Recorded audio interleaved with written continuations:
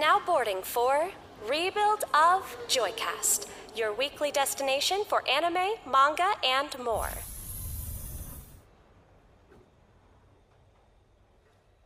And we're back. Hell yeah, always good to be back in the booth. I was gonna say with you, but you're like 9,000 miles away. You get what I mean, though. It's good to be back with Ivan. Always good. It's always good to be back. It feels like there's an empty space here in the train. It does, yeah. But I'm okay with it, because now, there's...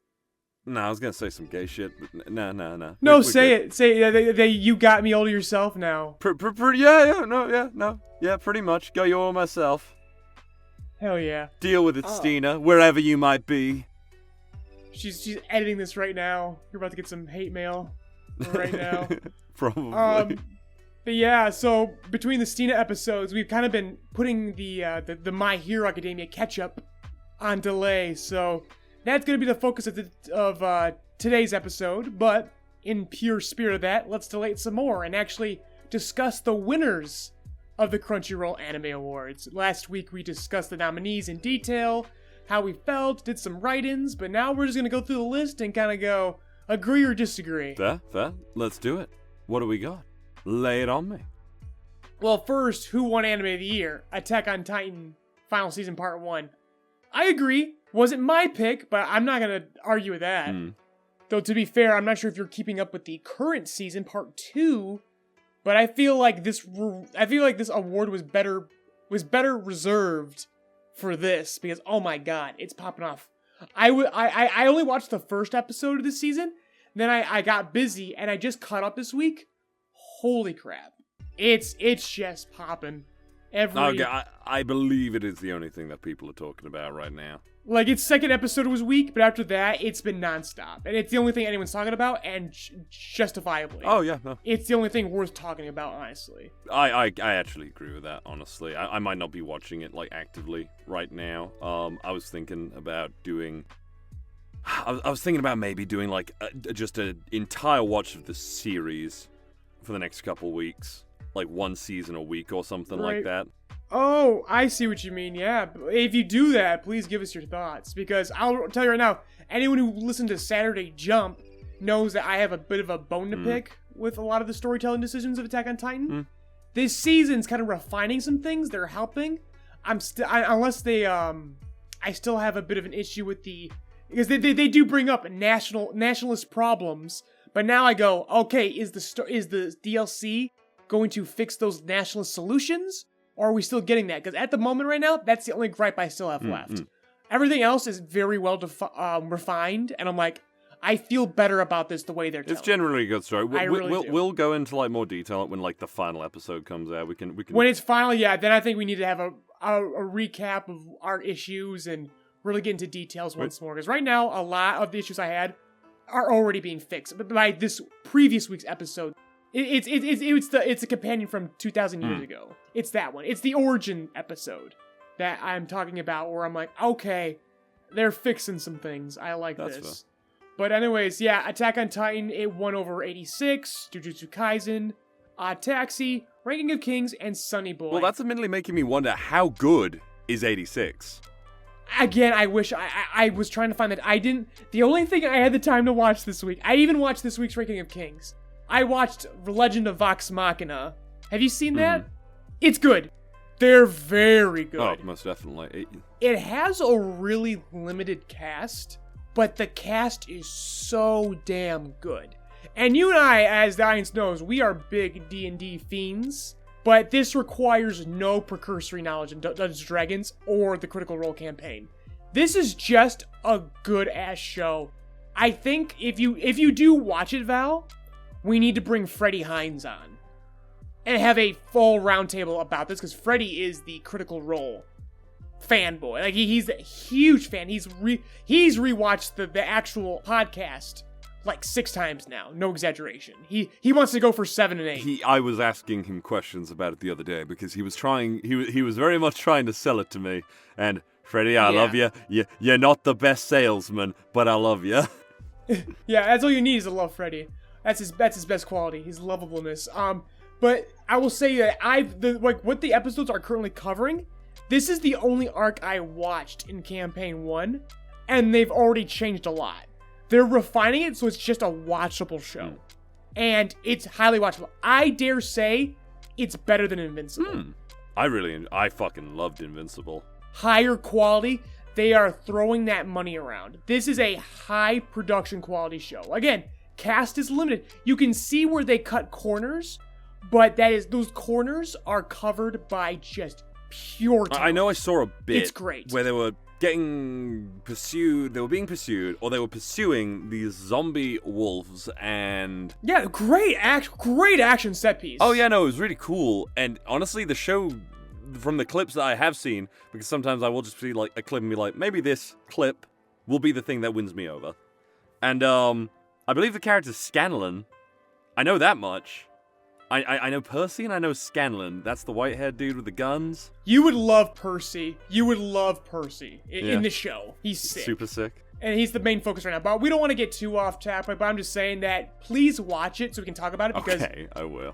Cry more audience. It counts as anime. It really does. No, it doesn't. It's a lot of fun. No, it doesn't. Avatar: The Last Airbender doesn't count as anime either. It does, No, it doesn't. and we're gonna get more very soon. They're hiring so many people right now. I'm excited. No, I've spoken to industry people who agree with me. They're wrong. That means I'm right. Anything's anime if you're brave Winner enough. of Best Boy. I want to announce this. Winner of Best Boy is my little baby, Boji. Yeah, like, it wasn't even a contest. No, it really Obviously, wasn't. boys, you don't even read the nominees other than Arakawa, but that was another thing. Best protagonist, Arakawa won. Really? Really? Which is awesome. Damn. Yes. They agreed with us. They agreed that Arakawa propels the story and enhances his cast. Man, I feel so recognized. My opinion. Yeah. A faceless mass agree with me. Exactly. I like some of these are kind of obvious winners, and some are like, wow, like they really did their homework. Crunchyroll is just always so back and forth, and I'm actually quite happy with these winners for the most part. Then we get to Best Girl. Kugisaki won Best Girl from Jujutsu Kaisen. Kugisaki won, like, given because no one fucking pays attention to the women in these fucking anime. It only continues to prove the point that, man, we are so lacking in good female protagonists in anime. They're there, but we need more we need more. We really need more because most of these are just supporting cast. Honestly, I have to say that the only thing that really bothers me about this list, the entirety of it, and I think I brought my grievances up last week with this, it is that they have characters in categories, lots of same characters, like, Odokawa as Best Boy, Odokawa's Best Protagonist nominees and whatnot, but it's like, then they had categories that just didn't make sense, like villain and whatnot, and I even said the Mandrill and everything from Odd Taxi should have been on one of them. Right, but I think they picked Yano because he was more interesting. Which we both agree. He isn't. He has a gimmick. He's like I said, he's more of a novelty. I agree. He's a novelty. There's a difference between interesting, like compelling, and interesting has a cross point between compelling and novelty. But Yano is not. Yano is novelty. Yeah, exactly. Dobu is compelling. Like you said, he was like the most charismatic character in the show. And yes. it makes you forget he's the bad guy and you should hate him actually. But the obvious winner, Eren Jaeger. Like, yeah. We knew. Everyone knew, and those episodes of Attack on Titan that just came out further proves that point. Eren Jaeger is gonna win again next year, unless someone really comes around. He's gonna win Best Antagonist. I don't know, 2 years in a because row. you and I both know how the manga ends, and we both know how a lot of anime fans can be, and it will be, they made him a pussy! But we won't get into that, will we? Yeah, we'll cross that bridge when we get Yeah. to it. Best fight scene, they gave it the Jujutsu Kaisen, and we all kind of agreed. Yeah. We haven't really been paying much attention. I thought Vivi was interesting. Sorry, but I was like, Best Director would not go to Odd Taxi, I said. Yeah, I kind of disagree with this one. I wanted to give this to Sunny Boy, Shingo Natsume, because he's a legend. No, that's fair. But here's the thing though, this was a stacked category, and hey, the more awards that Odd Taxi takes, the better. Let's be honest. I don't agree with this one, but hey, all power to you. I might rewatch Odd. Actually, is the dub out yet? I don't know if they ever did a dub. They are, because Lauren Lander, I believe, is playing the alpaca. Okay. I'll have to check it out because I would rewatch this again if there was a dub. Steena wants to watch it. I'm like, only if there's a dub will I rewatch this. And as you know, Ivan, as usual, when things I love like come out and it's like I don't have the opportunity to audition for these things, I get very upset. You do. That's why I gotta push for you here in the States. I know you do. Thank you. I love you. Okay. We gotta pull Akira Buckland here. We gotta start a campaign. Best character design, Jujutsu Kaisen, which honestly surprises me. I really thought Ranking of Kings would pull that category in. Yeah, this is bullshit. Again, I brought this up. If you're an adaptation, there is definitely something to be said about adaptational character design, but I still credit the original manga for Jujutsu Kaisen for how they look. Yeah. This wasn't radical a change enough. It should have went to Ranking of Kings, because if you've seen that manga compared it's not to the best anime, looking. It's really not the best looking. It's another one situation, is what it is. Kind of. I mean, it's like you have a really good writer who's like, okay, I'll drop myself because I don't have a Patreon. I think the artist is competent, but like. Oh, as they all are. Yeah, the Ranking of King manga does look a bit. Next on my list is Best Animation. Went to Demon Slayer Mugen Train, which I go, yeah, but that's on a movie budget and some tax evasion. That's kind of unfair, but whatever. I still think it was Jobless Incarnation. Best animation. I went with Kobayashi, I believe. Oh yeah, because Stan Kyoani. I agree with your sentiment. Yeah, no, Stan Kyoani. Like I said, I actually think Miss Kobayashi's Dragon Maid is for. Well, what was the word I used? I said pissants or something, but I meant to use degenerates. It's for degenerates, really. Best score went to Demon Slayer, which I go, again? Now, the reverse, where I go, it was a movie soundtrack that just kind of remixed stuff from the TV series. There's a couple of new bits in there, but for the most part, nah. I mean, Demon Slayer's got a hell of a soundtrack, but it's kind of like the My Hero soundtrack, where it's really not that. You get an occasional new track, but for the most part, they're just remixes. So I'm like, nah, I wanted Megalobox on this one. Or Sunny Boy. I agreed with you, purely because I know the first Megalobox soundtrack was really good, and I trust in the second season. And the new Megalobox had a new soundtrack, and it was more understated, but still high as hell quality. Best Seiyu. Eren Jaeger. They gave to Eren Jaeger's actors, Yuki Kaiji, which I'm like, yeah. Yep, full agreed. I think Otakawa's actor, Natsuki Hane, also had a shot, but it is what it is. What did I even say last time? I think you just agreed with me on Eren Jaeger, because it's one thing to be a protagonist and have the opportunities, but to hold up the show, man, there's a skill to that. That's just exceptional, and that's why we had a slap boxing match between him and Otakawa. Oh, you wanted to give it to Kiyoshi Kobayashi. No. I said that it was a legacy award. I said it was a legacy award. I didn't say. I might have said he should get it, actually, because I do love Jigen. He is like my favorite character. He's awesome. He is. Best English performer. They gave it to David Wald. Hell yeah. Hell good for freaking yeah.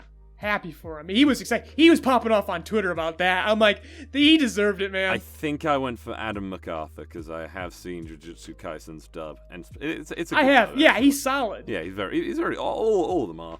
I just think David worked with less. He made a moment, man. He popped off. Best opening sequence. They give it to Attack on Titan. Go figure. Really?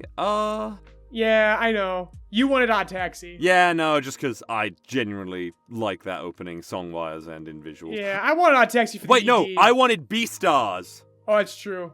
No, you wanted B-Stars for the ED. No, actually. I did want Odd Taxi. Thank you for... damn, it didn't even win Best Ending Sequence. No, they gave it to Attack on Titan, which I go, again... I didn't even watch the fucking TV version of Mugen Train. I know it was the same thing. Yeah? Fair enough. Did you see the clips on Twitter? Because you didn't really have to watch the episode. No, I didn't. But did you see the pop off on Demon Slayer this No, past go week? on, tell me. I watched the episode. I mean, again, the best animation taxes can evade. UFO table. It's incredible. I'm like, wow, it's unfair. It's really unfair. They evade taxes. They've got that Fate Stay money.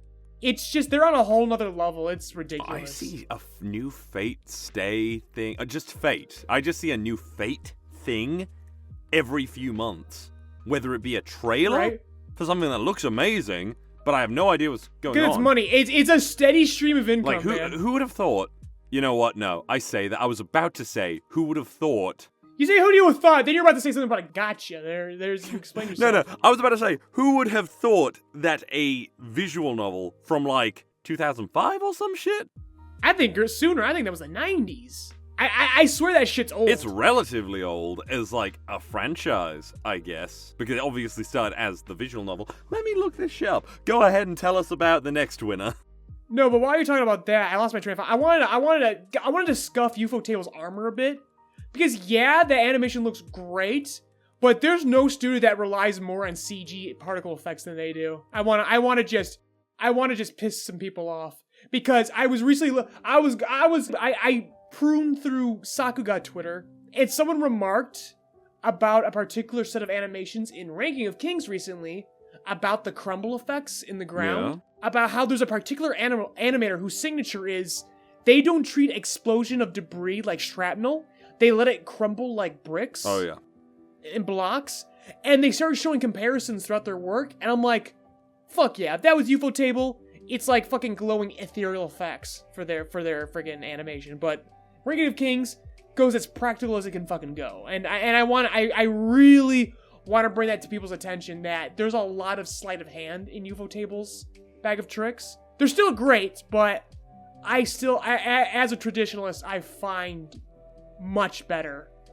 I think there's just way better. I was right, by the way, or I was off by a year. Fate Stay Night came out in 2004. The anime or the actual? The visual novel. The visual novel came out in Japan. 2000s, early 2000s is still old. No, it is. Like I said, it is old. Best action though. Best action. Jujutsu Kaisen, as I said it would. Fair enough. I won't argue with it. I won't argue with it. It's a shonen. That's its job. If it doesn't win that, it's a shitty shonen, ain't it? I'm really surprised that Komi Can't Communicate won Best Comedy. I'm not surprised one bit. For Best Comedy, oh my god, this is the one they handed to the audience. They're like, all right, this is the one you guys don't shut up about. It's the more wholesome Nagatoro, because Nagatoro's too controversial. Oh yeah, most definitely. I don't like her tiny lips. Her teeny tiny lips. Go on though. I don't like anything about Komi's design. No. Scares the shit out of me. She's an alien. Best drama. We completely ignore To Your Eternity. I feel so bad. Now that I see the poster, I'm like, oh, it was that one. Yeah. To Your Eternity was really good. Again, that's only I only watched the first episode, but that stuff slaps. That is drama. I have no idea what To Your Eternity is about. Yeah, it's about this traveling guy. It's sad. It's sad anime. It's sad to make you depressed. Best romance, not a surprise, Horimiya. It's good. I believe I called that. We all called it. Like, I've heard nothing but good things about it, but the only thing I was confused at is like, oh, he's like a pierced up, tatted lad? I didn't know that. Everything I've seen, he's just been... That's just its hook. That's just that that makes you kind of blink twice and stay and listen. But the bulk of this series, the fact that it just focuses on a wholesome, good romance. That's the focus of the story is the two characters. It's not a comedy. Yeah. It's just good old-fashioned romance. It's good to have there. Yeah. It's a palate cleanser. Which is why I'm glad that Beastars didn't win, because I've already told you what happens with that and how it kind of falls in that category, in my opinion.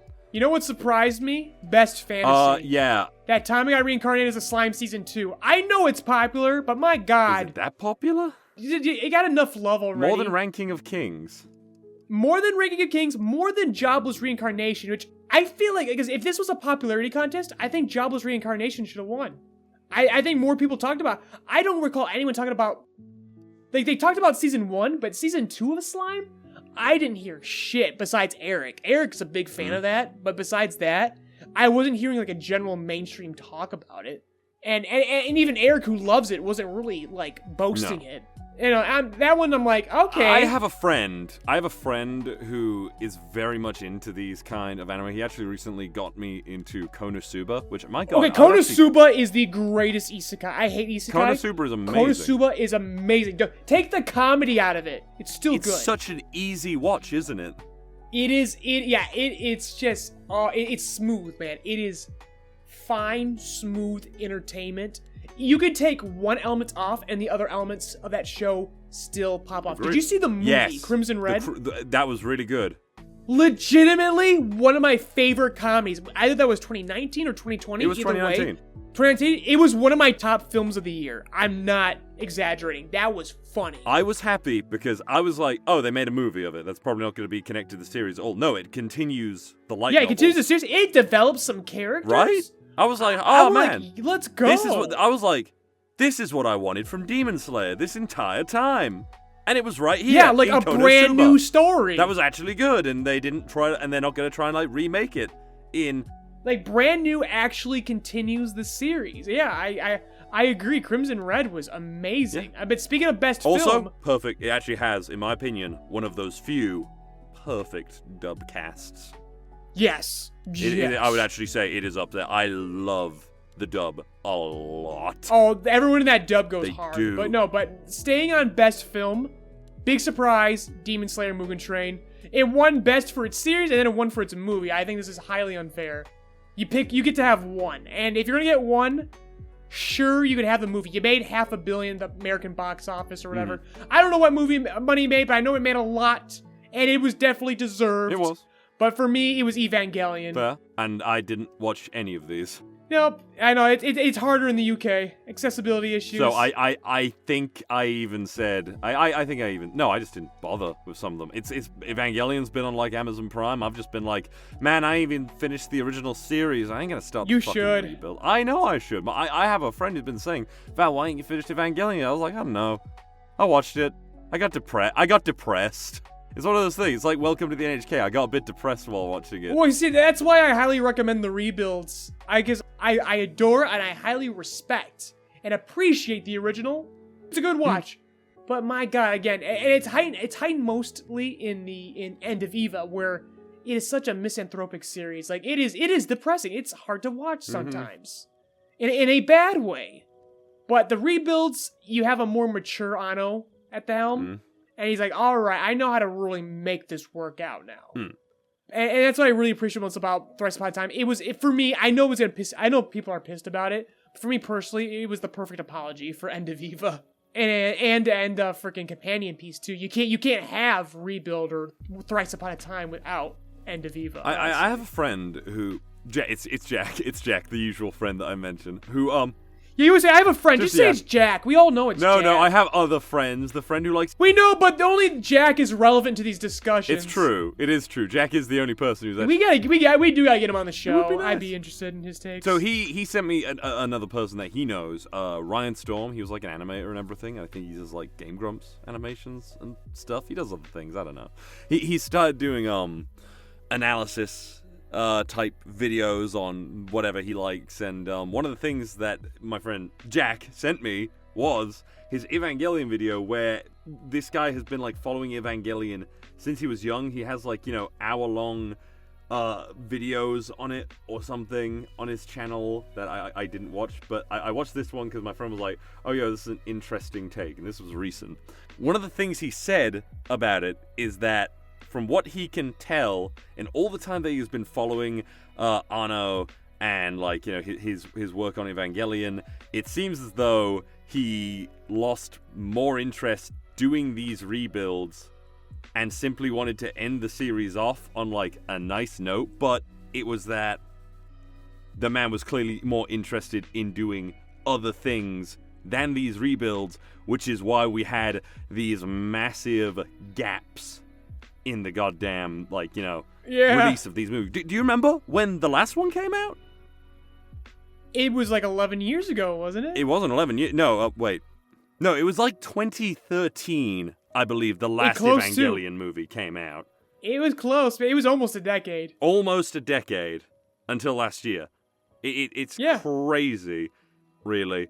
I'm not gonna try and quote the guy or anything like that, but it was an interesting watch to hear, like, you know, someone who's been following the series for a long time talk about his opinions on the rebuilds, maybe Anno's, because that's a big conversation, isn't it, in Evangelion, as far as I'm aware. Hideaki Anno's mental state when creating them. That's like one of the biggest conversation pieces. And then there's the whole, you know, religious symbolism, which apparently is just like, no, we just thought the Christianity stuff was cool. Oh yeah, and I 110% agree that is purely superficial. Yeah. The religious imagery is purely superficial. Christianity stuff does just look cool as fuck, though. That's just it. They just used it for the names. They're placeholder names that just never got changed, and the visual. That's not what I care about with Evangelion. I care about the story. I care about the design of the robots, which is the wholly original thing. I care about it as a sci-fi. Fuck you, Star Wars. I think Evangelion has a greater impact on sci-fi. I would die on that hill. Have you ever watched Ghost in the Shell? Yes, which I would also agree as a greater footprint on sci-fi and modern sci-fi than Star Wars. Ghost, even standalone Complex is actually really fucking good too. I would highly recommend if you haven't seen. I'm talking to you, audience. Ghost in the Shell. Just watch Ghost in the Shell, the original movie, standalone Complex. I need to rewatch standalone Complex too because it has probably been like 15 years since I watched that on TV at 9 o'clock at night every day. Yeah, but before even though this is not an anime argument, before the Star Wars fans crucify me, I consider Star Wars like the My Hero Academia of its medium. It's more of a product of its inspirations. I don't think Star Wars has given much to the sci-fi genre, but I think it has celebrated a lot of it, and that's about what I enjoy. Like, I actually enjoyed Book of Boba Fett. That's what I've been watching recently. It's stupid. The ending definitely sucked, and the fact that it stopped being his show and it just turned to like an extended season of The Mandalorian. But and I like those. I just don't like the mainline trilogies.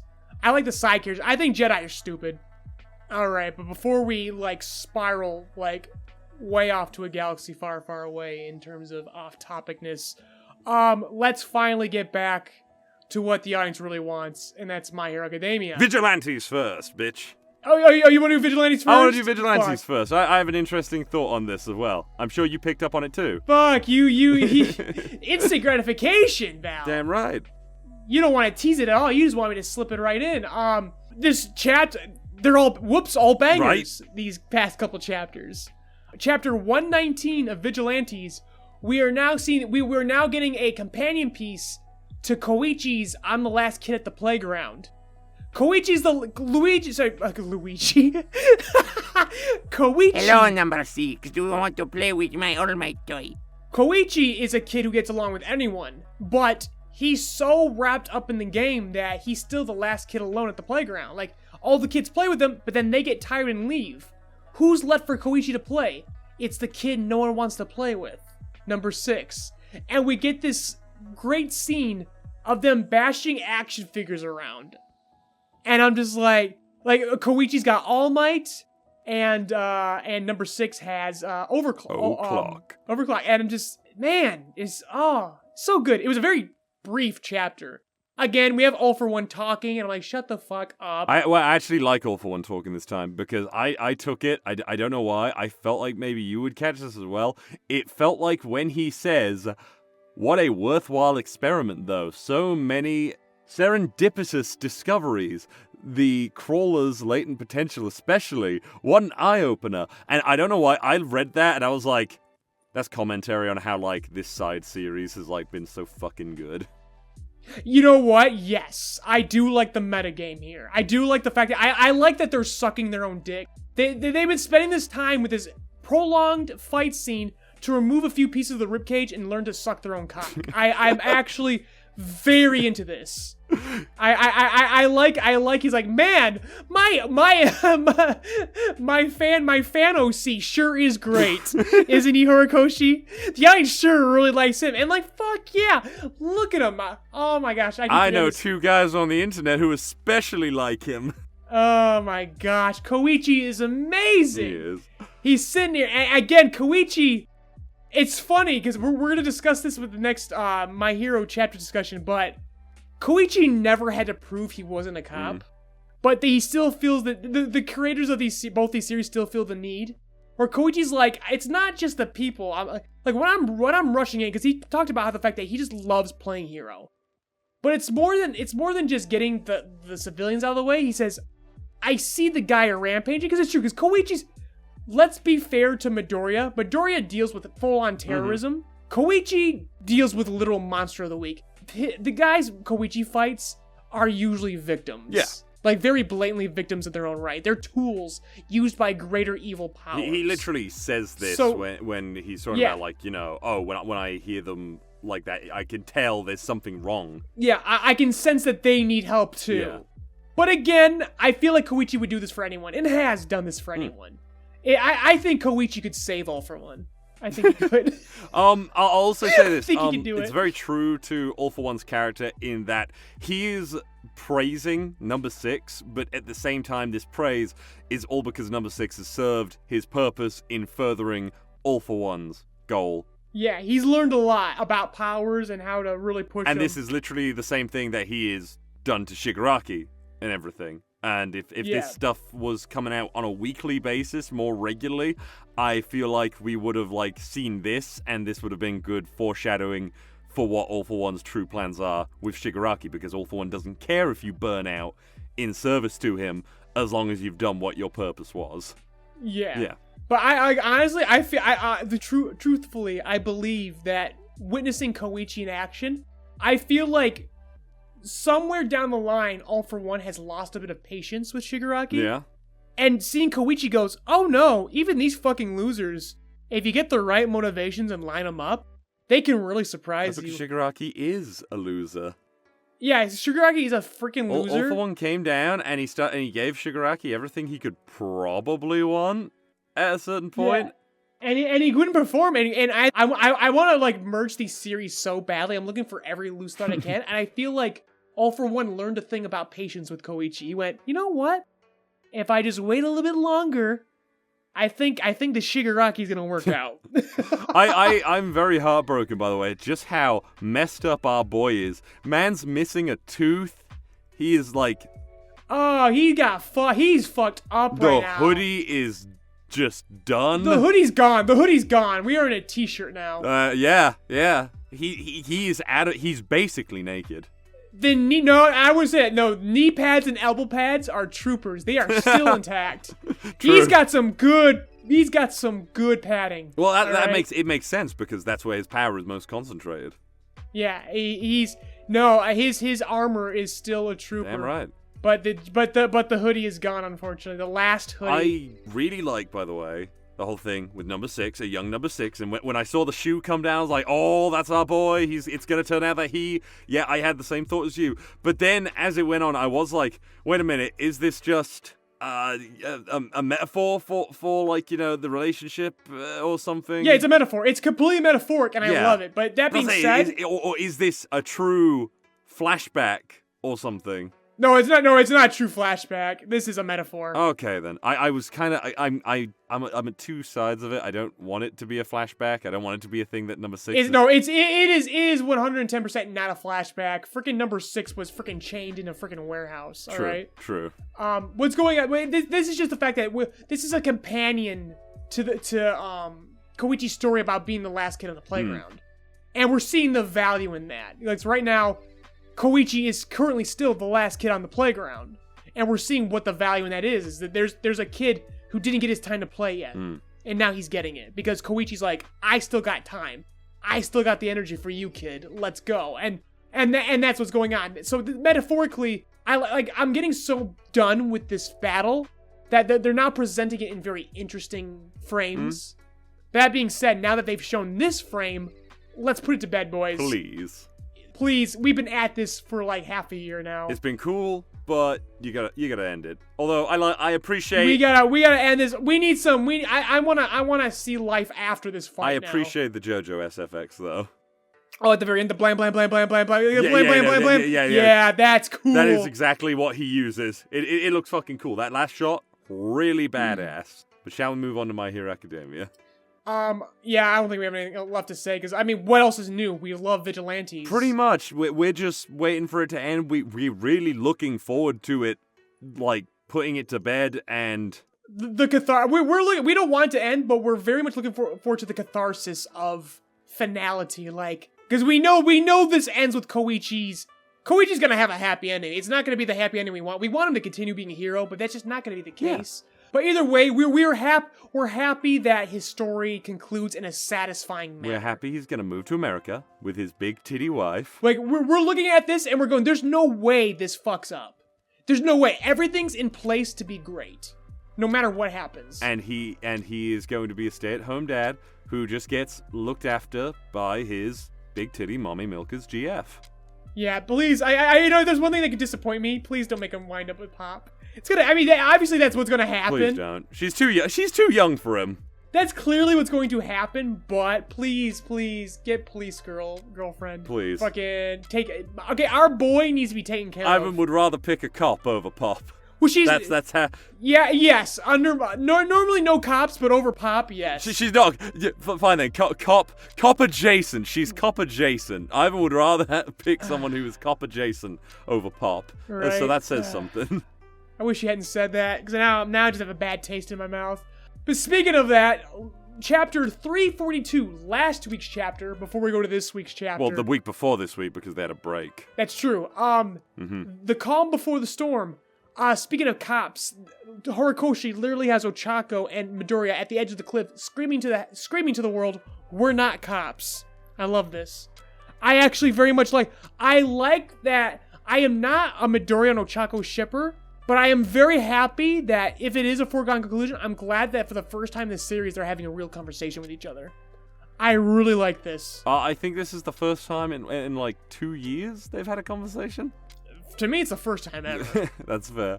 I liked this, just because I really like the perspective of, because as far as these kids have been aware, it's one of those things where everyone they have fought has lacked nuance until now, quite frankly. Yes. And they are, and when Midoriya obviously, or Ochako had that conversation with, whatever her name is, help me out, Ivan. Well, you describe the character, you can't just say whoever. Blood Girl. Oh, Toga. Toga, thank you. Goddamn, I know these characters, I should know these characters in and out, but for some reason their names still elude me. Anyway, I never realized, I guess, when reading the War Arc, because there were so many other things that were more interesting to me going on than what I perceived at the time as possibly being Toga's last fight against Ochako, but that was silly of me. She's clearly a character that has, with the new quirk and everything, or the upgrade of her quirk, has so much more going on and more of a place in the final acts and everything. I didn't really think about what they were talking about and her reaction to Toga, and the fact that, these characters are finally realizing, Midoriya and Ochako, that the My Hero villains, even though I disagree with the My Hero villains, as you know, I'm Team Detonrat. I'm all like, fuck it. I want to join up with the superpower revolution and shit like that. I'm down for that. It's really great for them to acknowledge that these characters actually have nuanced opinions and a true belief in what they're doing, whether it be for selfish reasons or not. They truly whether they agree with it or not, they understand that they believe in what they're doing, and the fact that the system in place has wronged them. They understand where that perspective is coming from. It's coming from a broken system. And I love this talk. I really do. I'm like, finally. Alright, I still don't think, because even Todoroki had a very quick discusses Dabi. He goes, he's still family. I'm like, Dabi can't fucking survive this shit. No, he's... I understand he got fucked over too, but Dabi's really taking it too far. Dabi was fucked over by himself. Yeah, Dabi was his own worst enemy at the end of the day. I still feel like the family dynamics of the Todorokis definitely screwed him over, but you can write a book, Dabi. You don't have to be a serial killer, because Dabi kills indiscriminately. He just goes off the streets and just kills people for fun. And now I'm like, you can't. Dabi has to die. I'm sorry, he has to die. Sorry, fangirls. He's got to go. Yeah. But incarceration and a hopeful future for Toga, I would take it right now. The only villain I really care about getting away is Spinner. I think he will die for Shigaraki. I think Spinner is probably going to be the thing that brings Shigaraki back. Maybe. I think Spinner, even though Spinner's like the epitome of a proud boy, and I don't like that, I do like that the focus of his characterization is I'm going to go save Shiggy. That's his priority. He says it blatantly, like, I don't care. I'm gonna go through the motions because otherwise they're just gonna kill me. But when I get my opportunity, I'm saving Shiggy. I'm like, I like your motivation. I like where your head's at. But the rest of these guys, I don't really care. But I'm happy that these discussions are being had.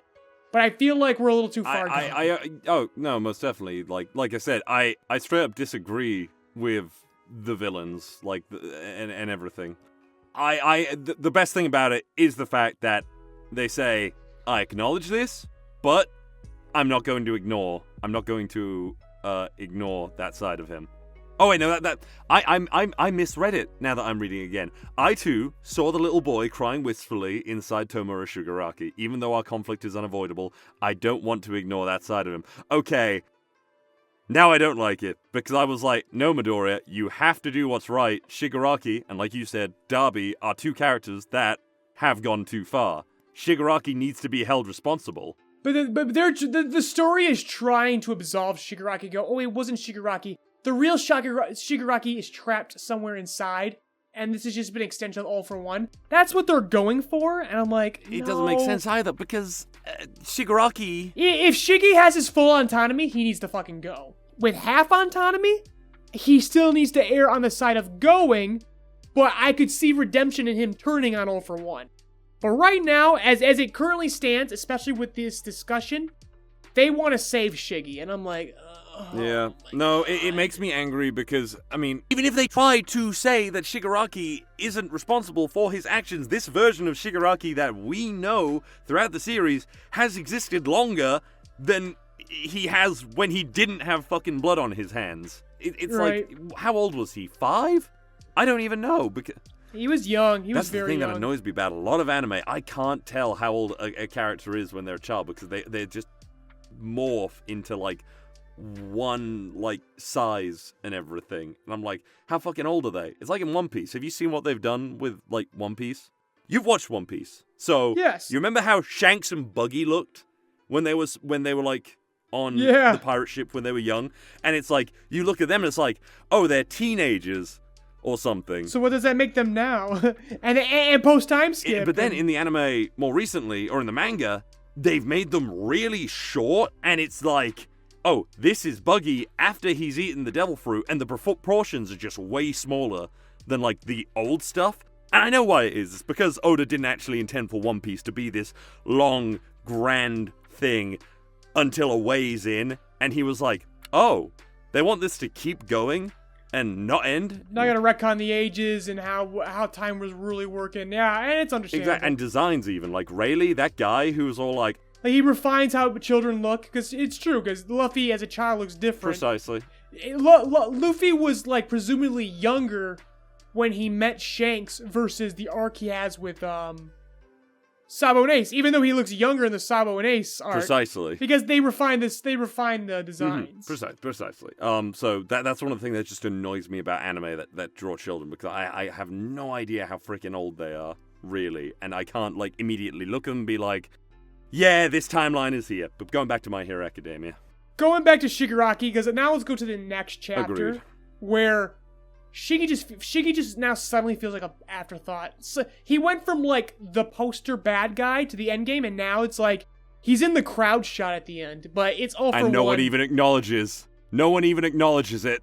And it's so annoying. It's so annoying. It's like they base the timing of their rally around Shigaraki's completion, but the way that the characters are staged in the framing of the manga, Shigaraki just doesn't feel important anymore, and it's infuriating. It really is. He'll pop in. So this chapter is basically the build up. All for One speaking code, talking about wine, and everything, he's actually talking about Midoriya. Okay, so now we're at 343. Yeah. Here's the thing. We've been complaining about how we've been just spinning our wheels and been just dragging along for a while. This chapter jumps. Because last week, that's something we should mention about last week. They got a new place. They got a new base. And I'm thinking, okay, we're getting a few more chapters of them operating at this base. No, the base was there for one episode. It's what was the fucking point of it? Because we go from that just to show it, and now here we are, literally in the end game. They're doing the portals and everything. He heard you, Ivan. He just went, boom, he said, okay, we're taking too much time, let's skip a few steps. Aoyama's out of prison. He got acquitted. We completely just skipped over the court date. He's just there. We just skipped to Aoyama's in the middle of the street. And Midoriya confronts him, and he's got a new costume. It's whoa. Okay, I said, my head's spinning a little bit. Now you just jumped a little too fast right? here. Does it even say? Does it even give us how many weeks it's been or anything? There's no time. There is no timetable. It's just we set up base last week, and then tomorrow, boom. It was the span of a week. It was definitely the span of a week or a couple days from the point where they left the school. Obviously, the author realized when he said this is going to end in a year. Horikoshi realized, I said it's going to end in a year. How many chapters do I actually get in a year? Oh, you get 50 or something? Oh my fucking god, I've got to hurry. No, you don't get 50, you get 40. You get 40 chapters a year? Because you get breaks and you get holidays, so you get 40, bud. That's true. So he's probably looking at us oh shit, I've only got 40 chapters to go. Shit, fuck. I know, this is going to be a long fight. This is going to be a multiple part fight. This fight is going to move along. It's going to divide into factions. We're going to get Todoroki focus. We're going to get Ochako focus. The optimist in me thinks Ida's getting a bit with Spinner. Is on the mountaintop, on the cityscape kind of view. That's the UA base, right? Yes. Okay, then. Because honestly, I have no... That's the child soldier base. Okay, then. Also, I will say this. Even though I knew this plan was coming, because basically, as you said, describing the chapter, Aoyama is just out in the street, his lawyer got to him, and then Aoyama drops this massive truth bomb on Midoriya that felt very genuine, and I was like, holy shit, but in the back of my mind the entire time I was like, this is clearly going to be part of the plan, though. Part of the plan? Yeah, I don't know what Horikoshi thought he was fooling. I think for a second Horikoshi forgot what story he was telling. Because, I'm like, holy shit, he's talking he wants to talk about some issues, which I appreciate. But at the same time, I'm like, I'm not convinced that Aoyama's a traitor, doing another betrayal. No, this is clearly a setup. But that being said, it still feels great, though, when he turns on All for One, and he's like, yeah, I knew you were a traitor, Aoyama. Thanks for being so brave. And Aoyama's like, bro, I just fucking pissed myself. I'm like, yeah, that's awesome. Oh, this is top shelf Horikoshi with stars in his text box and everything. It's like, oh yeah, Aoyama. Oh yeah, just talking about piss and shit. I feel this like is great. really big issue actually I had with this. The editing of the panels, and why did they cover up this clearly really detailed face on Aoyama, this close up with just this singular panel where it's right when he is saying, if nations lose the strength to maintain long-term stability, they'll become poorer and poorer as they fight for immediate security. I like how this turned into Metal Gear. This is awesome. I love honestly, this. that shot of all the people all blacked out and everything and grabbing for money it's the end of a Yakuza game and everything like that.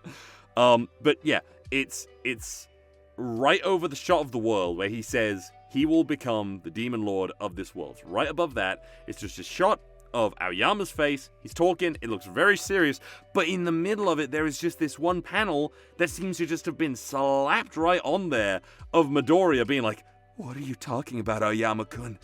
It's just to me, yeah, but to me it's I'm looking at the same frame you are, and to me, I'm laughing my ass off. It's like, Midoriya, what the fuck are you talking about, Aoyama? You're not the political satire character. What are you talking about? This isn't your shtick. But yeah, I really don't like that. I think they should... It's memes, Midoriya. I think they could have put it somewhere else, or maybe, paneled this better. I don't like it. The point, he's trying to divide the panels as we're doing. It's shot economy. Yeah. And the editor at Shonen said, your Midoriya quota is low. We're gonna need you to up that. He goes, okay, slap a Midoriya sticker right on there. Is this All for One's hand, by the way? The hand with the holes in it, holding the earth. That is All for One's hand, right? That's actually, you know what it might be? I know Shigaraki has a stigmata as well. Oh, okay then. I was just making sure, because I was like... It is a blatant... So we talked about how religious imagery was clearly just for looks in Evangelion. In My Hero, this is very intentional. Like, Shigaraki is definitely made out to be the Antichrist. Oh, yeah. He's got the stigmata and everything. Like, that's very intentional. I like the bit where All for One floats in, and you just see the tips of his shoes as like, I suppose that is why this is my final gambit. I'm sorry, but I really, really believed it, especially when Aoyama started like crying, and he's like all grayed out, and he's got that that dot effect going on, but then everything else around him, including All for One, is just very crisp and pristine looking. Right. It made me believe the moment even more, because I was like, oh my god, it's like he's broken. You know? And I think it's a really good shot. It's a good shot. I love the art, but again, he never convinced me. This was never convincing. No, I agree. I wanted to believe it, though, because as we complained, I kept on thinking to myself in the back of my head, it's all part of the plan, I bet. It just seems really convincing. But I wanted Aoyama to be like, no, fuck the plan. I actually don't believe a single one of you can defeat this guy. And maybe bring me that, not remorseless, it wouldn't be remorseless, but just something better than what we got for the traitor. Because we both agreed that the whole traitor thing fell flat for us, didn't we? Because we always knew they took too much time. We always knew. It's not his fault that the anime removed all the nuance and really spoiled it for us. But then, obviously, he's like, he claps at All for One, and he does that sick shot where he, like, you know, just spins, and they've got the really great, like, onomatopoeia going on with a sham as he, like, shoots off the laser. It looks really freaking cool. That's a really good, that's the money shot of this, that is, like, the coolest thing Aoyama's done. Almost literally, in a sense. I do find it interesting that Aoyama is the one... the character that obviously relates to Midoriya the most, and like, I'm very happy. No, that's something I should mention. I am very happy for Aoyama. As I said, even though the scene wasn't convincing, I still very much love Aoyama getting to practice his acting chops and being a prima donna. And then he fucking turns with a laser. He says he pissed himself. He's trying to act all brave, like the shot where he says, "I will fight AFO." That face, he's trying to be brave. And he's clearly shitting himself. Classic. Love this man. He has always been one of my favorite characters, and here is his peak right here. No, I agree. So happy. It is amazing that this character, who has gotten basically nothing for the past, it's been going since 20... Besides a really good design and a funny gimmick, he really has been sidelined until these past couple chapters. Well, as we know, that's the entirety of Class 1A, Anima, the Octopus guy, Zero. Until he's been revealed as a traitor, Aoyama really didn't do shit. No. Again, the anime kind of had to add to him. But it's kind of cool seeing this guy standing alongside the main character at the beginning of this final arc. I think that's really cool. Yes, so I completely agree with you. I am happy for Aoyama, even though I genuinely wanted it to be Invisigirl and for them to be like a 30-year-old freaky-ass bitch who hated them. That's what I wanted. I mean, going back to Saturday Jump, you know what I wanted. I wanted Hero's Mission to be adapted into the mainline series, where they travel for a bit and we get some Tom and Jerry antics with Invisible Girl trying to kill Midoriya. Yeah. Like, they don't know she's there, but she's there and she keeps failing.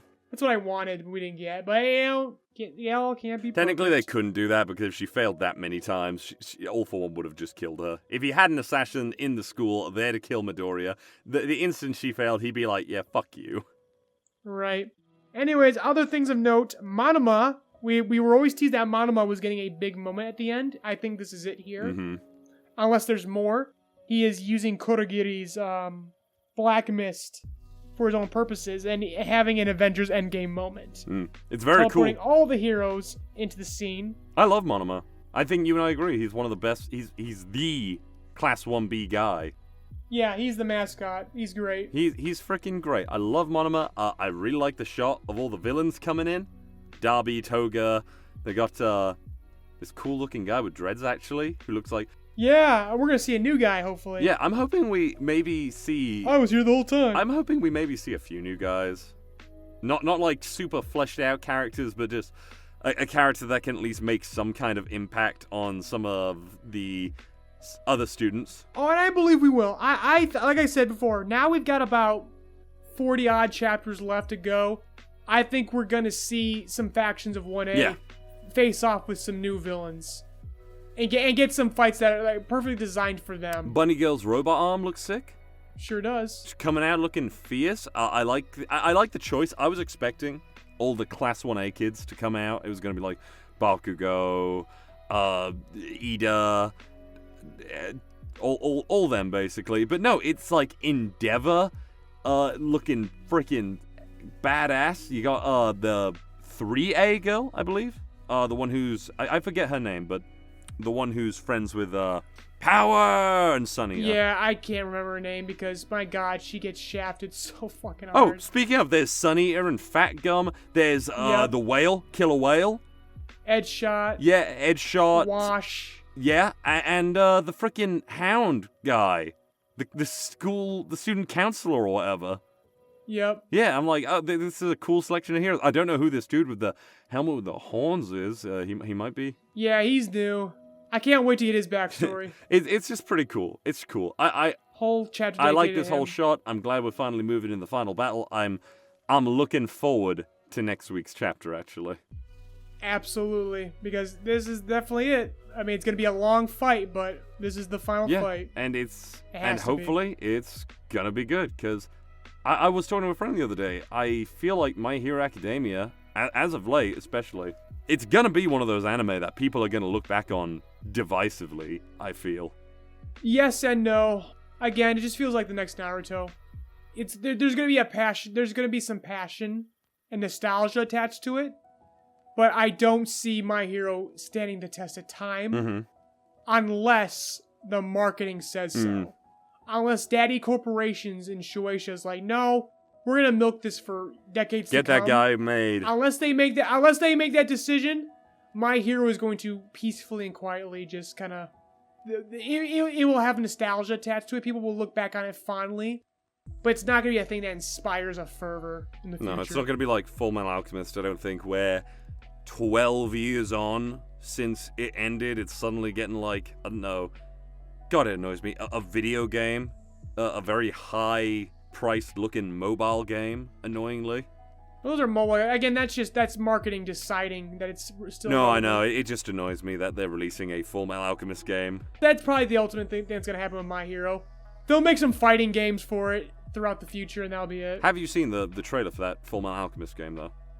I have not. Like, that's the first time hearing about it. Was you just bringing that up? Yeah, no, it looks really good, graphically impressive, and then it's like, oh, it's a phone game? What?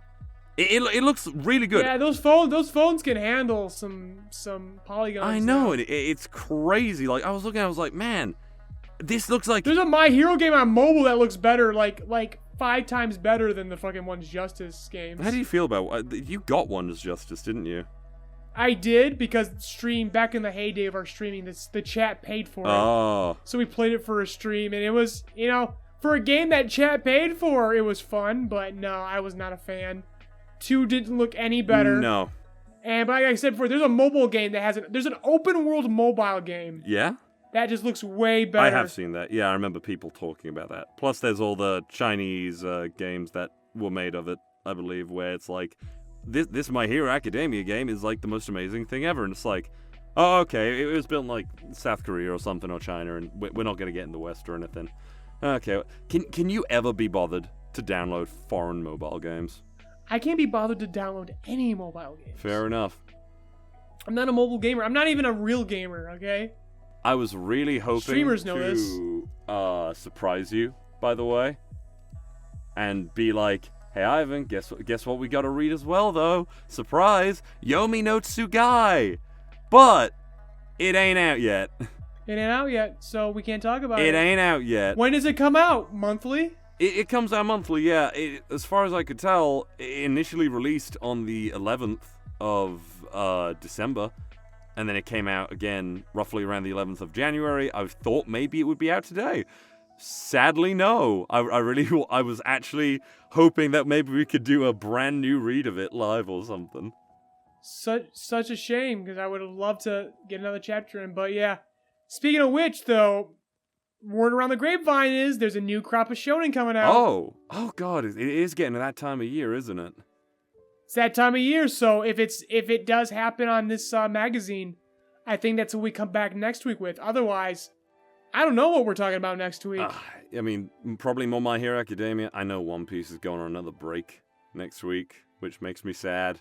If we have nothing to talk about next week, I'll give you guys an update on One Piece. Because I've definitely reached another milestone. Hell yeah. I am definitely down for that. Did Doron get cancelled or something? One can only hope. One can only hope. You're right. One, as in just you, because no, it's gonna end up being the best. Like I said, I'm actually looking at the newest chapter. It looks like they're bringing the human looking like versions of the enemies. It's like Hollows, where it's like, oh, I'm a Hollow, but you look human. Well, I'm not. I'm the human, gorgeous anime. I'm your nobody. I'm the cool anime Heartless. antagonist.